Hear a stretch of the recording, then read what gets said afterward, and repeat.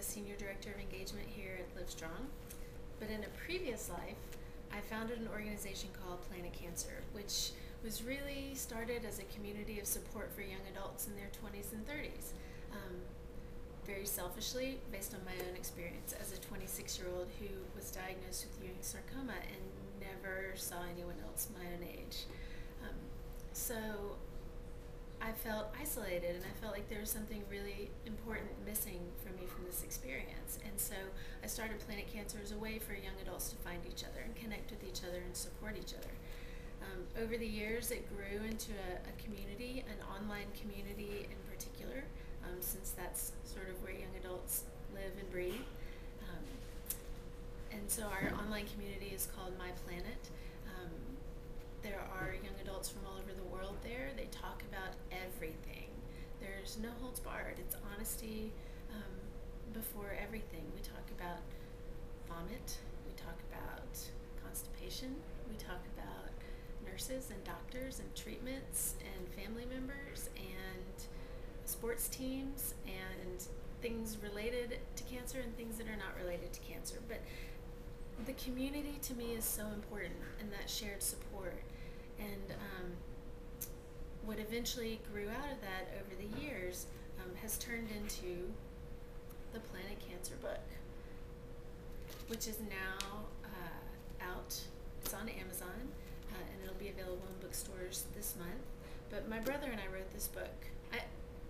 Writing it is sort of the wrong word. We shepherded this book.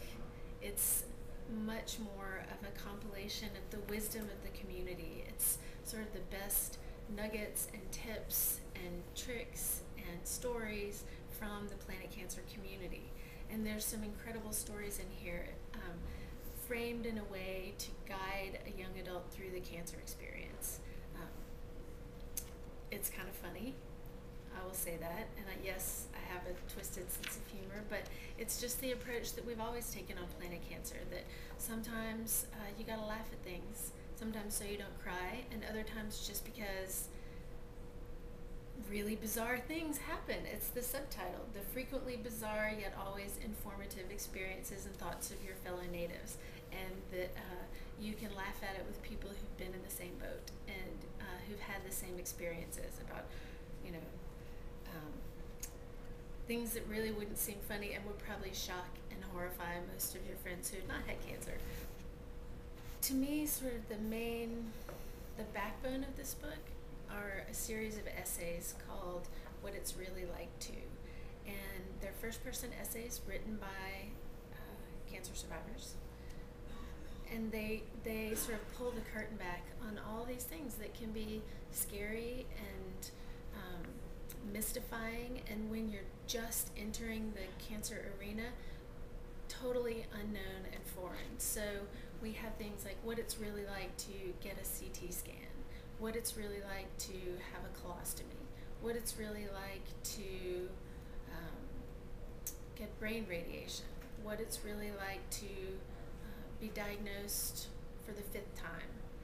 So these really honest, heartfelt, incredibly well-written and powerful essays from people who've been there to try and say, this is what it's like. And yes, it may seem scary at first, but we do believe that knowledge is power, and the more you can convey the information and tell people what to expect from someone who's been there, it makes the experience easier because you know what to look out for. The things that you build up in your head are always scarier. To me, the whole principle behind the book was about honesty and about being honest and telling it like it is. And I think the fact that we address the whole cancer continuum from the moment you're diagnosed all the way through death, end of life, or living with cancer as a chronic disease, I think is a way to ground the experience in reality.